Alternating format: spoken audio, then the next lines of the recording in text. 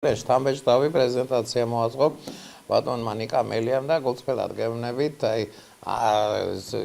ზუსტად იმ დროს დამირეკა ერთმა სენაკელმა მუდმივი მაყურებელია ჩვენი და ჰექტარ ნახევარი მაქვს და 850 ლარი დამეხარჯავა ჰექტარ ნახევარი ძალიან პატარა ისა ფართობია და 850 ლარი სალერკა დაუხარჯია ამას და მეკუთვნის თუ არაო რაიმე დახმარებაო ამ გახარიას ესე თქვა გეგმიდან მე არ ვიცი გახარიას გეგმა რადგან ხალხმა ვერ გაიგო ესე იგი არაფრის მომცემი არ იქნება მაგრამ ფაქტია და აი ფარტაგევნებით ისეთი შემართები და რაღაცა ენერგეტიკით საუბრობდა ბატონი ნიკა რომ დამაინტერესა და ავსთხოვ εμას რომ მაინც და მაინც ჩვენით დაეწყო დღევანდელი აი მისი ამ გეგმის სწრაფი ფულადი ამ ხარდაჭერა ყველას ძალიან კარგი ისა ლოზუნგი არის და მე ვთვლი რომ მიტერ ეს მოკლებული არ იქნება აი ბატონი ნიკას აი ამ პროექტის განხილვა და კარგი არის ეს როდესაც ხელისუფლება ერთს პირდება ხაზ და ოპოზიციის სხვადასხვა სუბიექტები სხვადასხვანაირ გეგმებს თავაზობენ და ჯერი თქვენზე იქნება რომელი გეგმას უფრო მოგეწონებათ ალბათ მას დავუჭერთ ხარს მაგრამ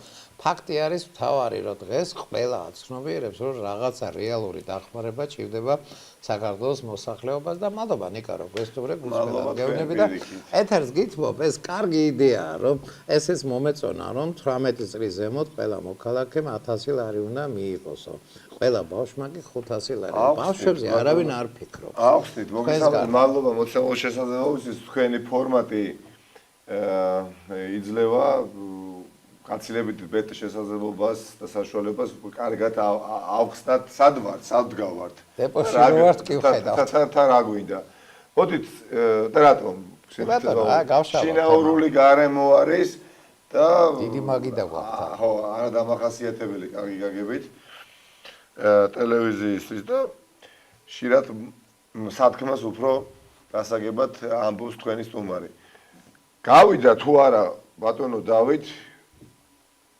მარტი, აპრილი და თავდება თუ არა მაისი. მეოთხე თვეში ვართ. პირველი ინფიცირებული კორონავირუსით გამოვლინდა 26 თებერვალს. თებერვლიდან არის პრობლემა. 26 თებერვალს გამოვლინდა ძვირფასო მაყურებლობა პირველი დაინფიცირებული ამ ვირუსით, მაგრამ მანამდე ხომ გახსოვთ?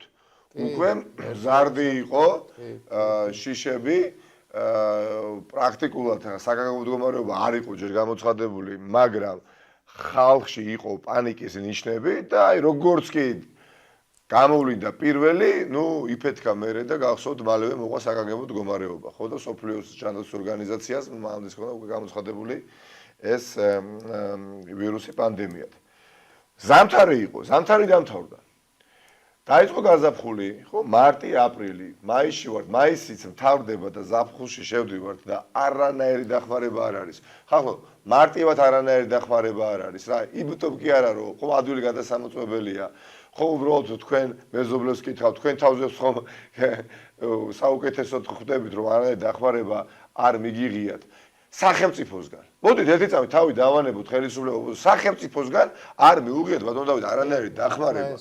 თუ კი რამე ჩვენ მოგვისმენია უბრალოდ მშრალი დაპირებები სახელმწიფოს წარმომადგენლებისგან, ამ შემთხვევაში გახარიასგან. მაგრამ ამას არ მოყოლია გადადგული არც ერთი ქმედითი ნაბიჯი, არაფერი.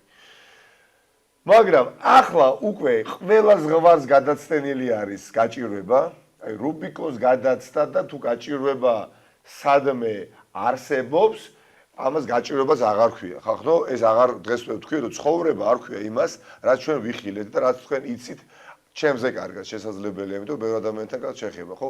უბრალოდ არსებობს ადამიანები, ხო? ამ ადამიანებს ახლა რას ვეუბნები ჩვენ დაუკვირდეთ? როდესღაც იქნება, სახელმწიფო რას ეუბნება, დახმარება და ამას განვაწილვადებ მე 6 თვეზეო. დაპირებითაც 2.700.000 საქართველოს მოქალაქეს გახარია არაფერს არ დაპირებია. ანუ ის ანტიკრიზისული გეგმა რაც წარმოადგენს ბატონო დავით არ შეხებია დაპირების სახითაც, ხო? 2.700.000 საქართველოს მოქალაქეს. ანუ 2.700.000 საქართველოს მოქალაქე წინასწარ იცის, უკვე იცის, რომ თუ კი რამეს მოახერხებს სახელმწიფო მე მაინც არაფერი არ მეკუთვი, წარმოგიდგენია? ესეა რეალურად, ესეა. ხო და ეს არ არის ნორმალური ვითარება ხახლა. კითხვა იბადება რომ ფული აქვს თუ არა ხელისუფლებას, სახელმწიფოს. მე გეუბნებით, რომ ფული აქვს. ეს ფული, მათ შორის ჩვენი მოგზაურებული, ასე ვთქვათ, მონაწილეობითაც ოპოზიციის რომელსაც წერილის გავაგზავნეთ და შენასაშენ, ხო? გახარიას თუ დავეყნობით, გავიგებთ, რომ 10 მილიარდი ლარი მოვიზიდეთ, ხო? 3 მილიარდი დოლარი, ხო? სანამ ამას შევეხებით, გადავდოთ, რა არის ახლა გასაკეთებელი. პირველ რიგში ძალიან სწრაფად, ერთადერთი გზა არის, ორი აღარ არსებობს. არ არსებობს რა. ამ დაგვიანებულმა უკვე რეაგირებამ დაგვიტოვა ერთადერთი უალტერნატივო გამოსავალი, რომელიც არის უებარი. სწრაფი და მარტივი დახმარების სისტემა. სწრაფი დახმარება ყველას.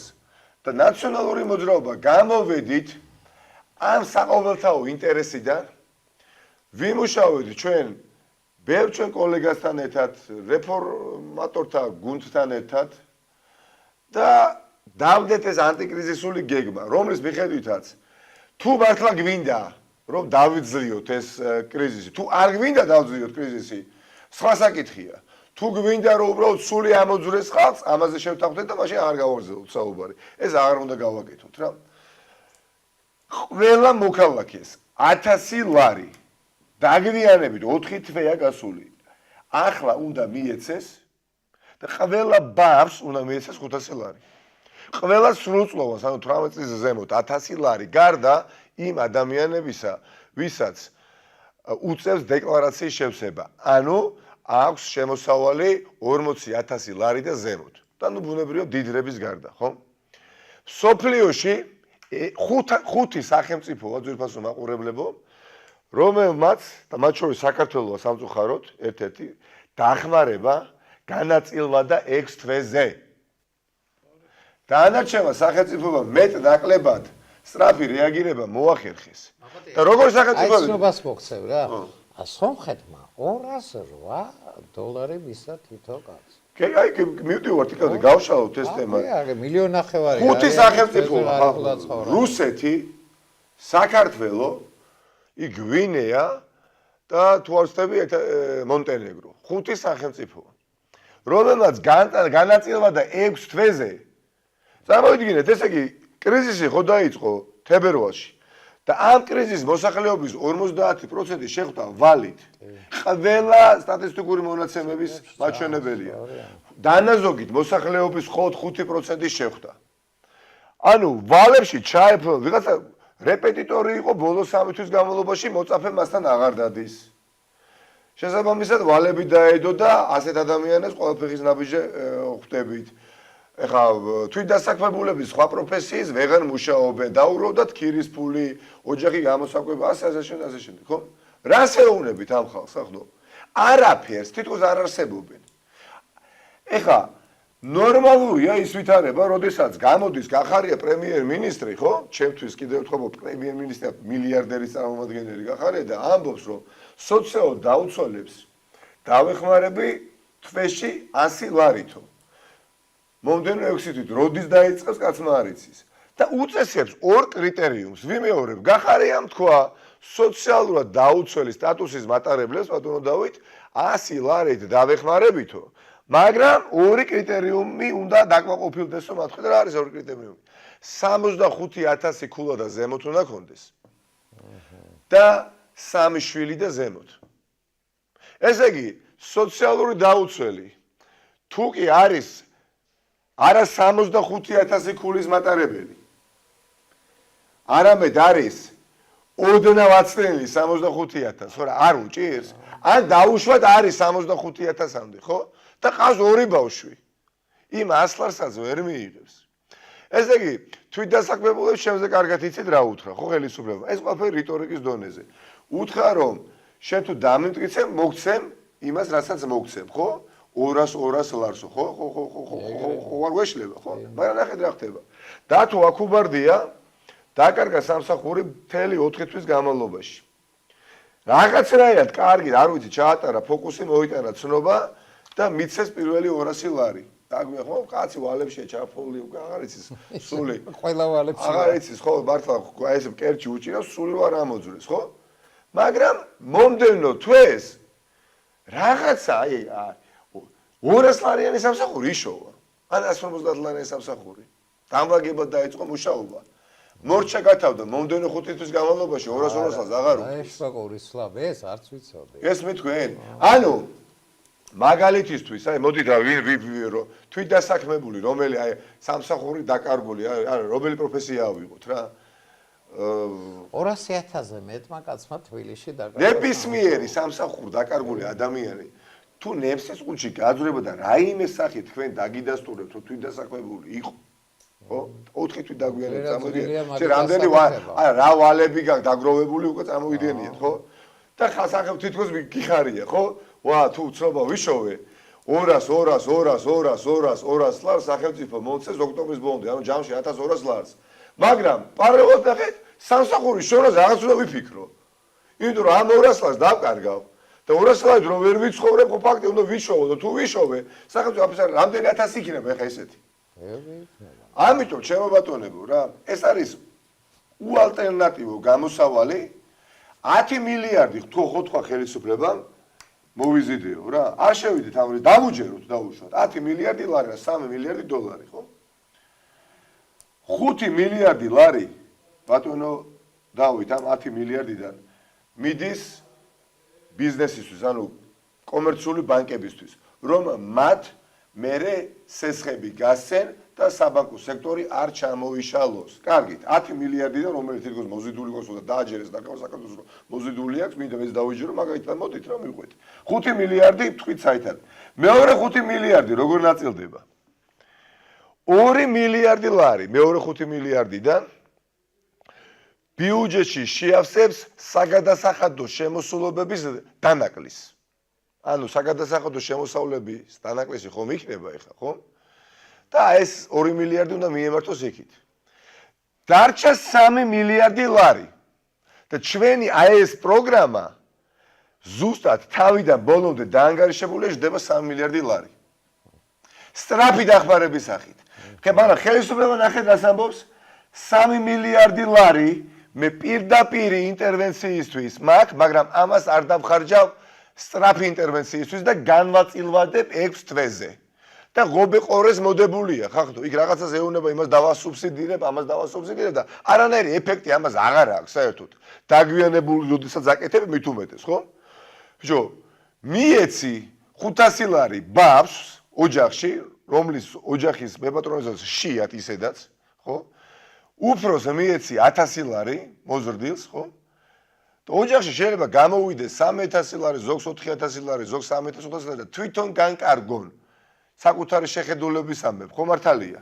შენ რატო უსაზღვრავ, თუ კი აძლევ, მაგრამ სინამდვილეში რატო ვიცით ბატონო დავით? იმიტომ რომ манипуляციებია ეს ყველაფერი.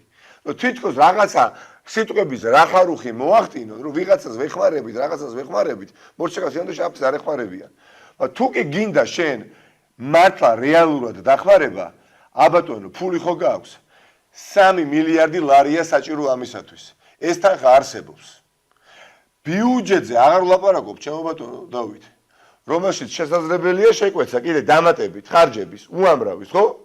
რაც გააქვს შენ უკვე მოზიდული ეს თანხები საკმარისია. ამიტომ ეხლა კითხვა ჩდება, რატომ აკეთებენ ამას? მე მაქვს პასუხი, რატომაც აკეთებენ და რატომაც არ უნდათ ჩვენი გეგმით სიარული. და იცით რაში მდგომარეობს პასუხი?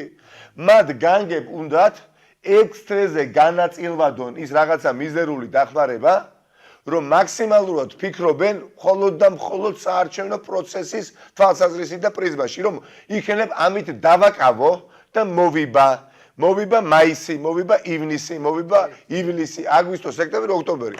6 თვე, ანუ უნდა იწუწავო ხახტო ამ რაღაცა ლარებით, ხო?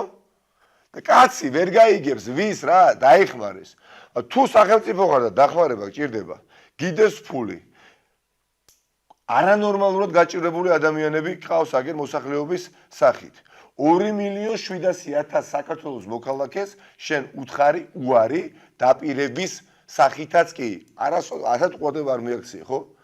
შეცვალე შენი გადაწყვეტილება და ის თანხა რომელიც გაქვს მიეცი სწრაფად ყველას ხახნო გარდა 40,000 ლარიზე ზემოთ ვისაც აქვს შემოსავალი და მდიდრებისა.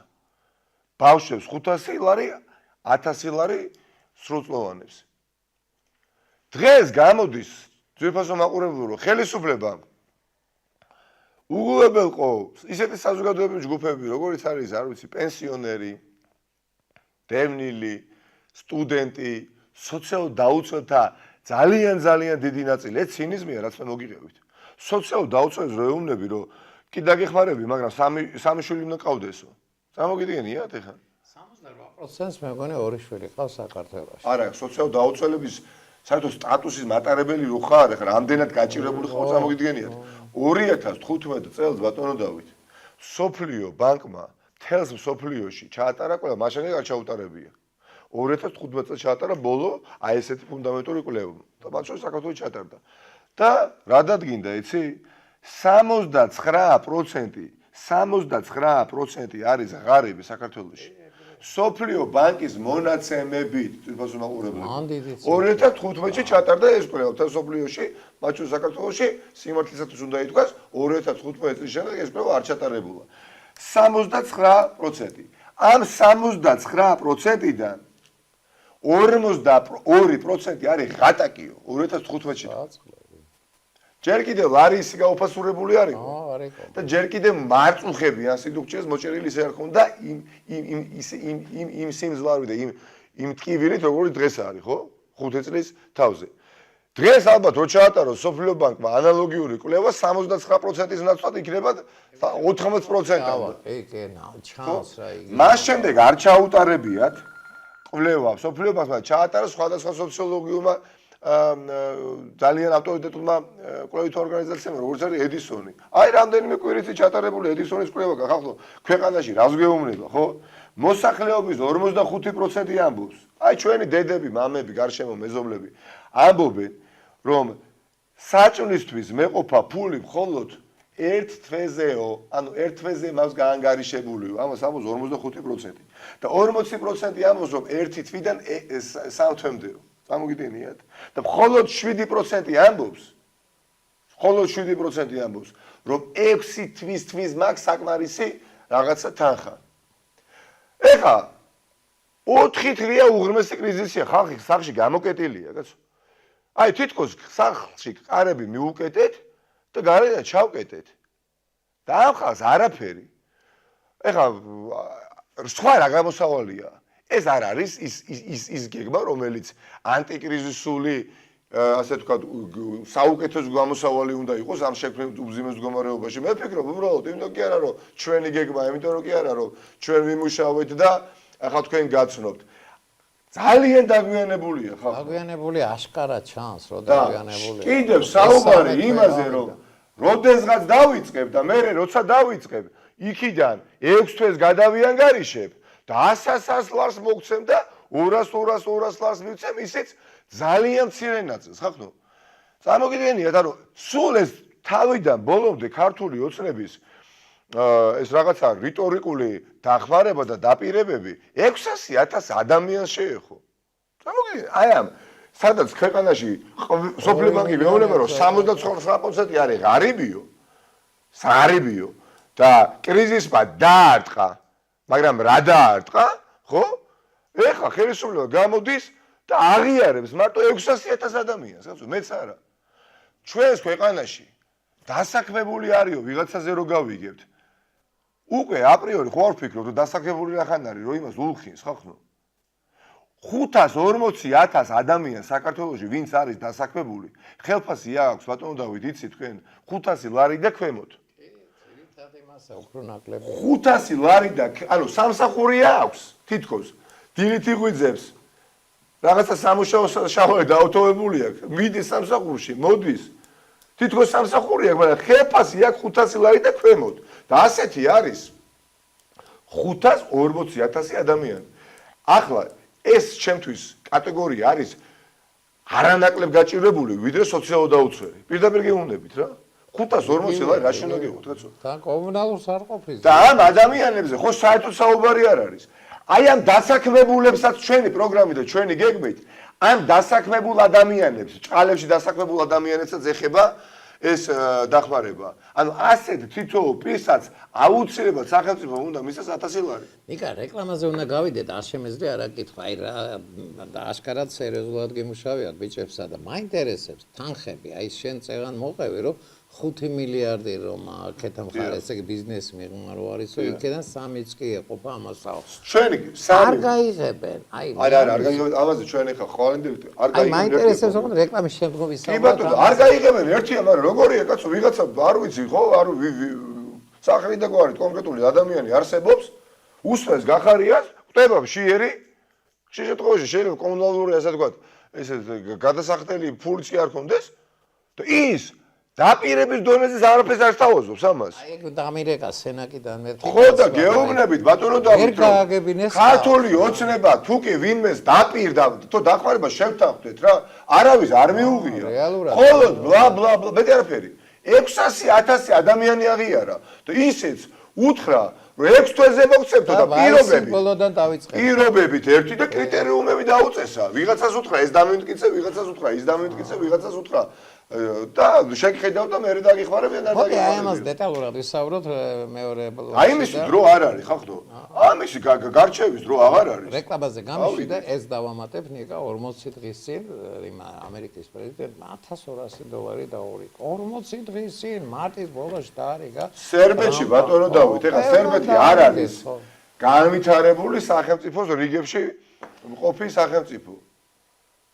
პირდაპირი დახმარების წესით სახელმწიფომ ქეში ნაღდი ფული მიცად მოქალაქეს კრიზისში აი ცეცხლი რო ეკიდა ჩაუქრო და უთხრა ეს შემიძლია ჩემო ბატონო აგერე კონკრეტული დახმარება გამოიზოგე აი მადლობა ამ საუბრისას და მე მინდა კიდევ ერთხელ გითხრათ ხალხმა ჩვენზე ღარიბულად ცხოვრობენ სომხეთ ნუ ფაქტიურად აი მართა გეუბნებით მიკვირს როგორ არსებობენ და ხო ესე იგი $208 ეს არის თითქმის აი $560 დაბიჯერეთ, აი გააკეთეს, მოახერხეს და 14 მაისია დღეს. დაპირებულის რაღაცაც კი არაა გაცემული და მოდით ამ თემებზე მეორე ბლოკში გავაგრძელოთ საუბარი ნიკა და დაგველოდეთ ერთხავე დაგიბრუნებით.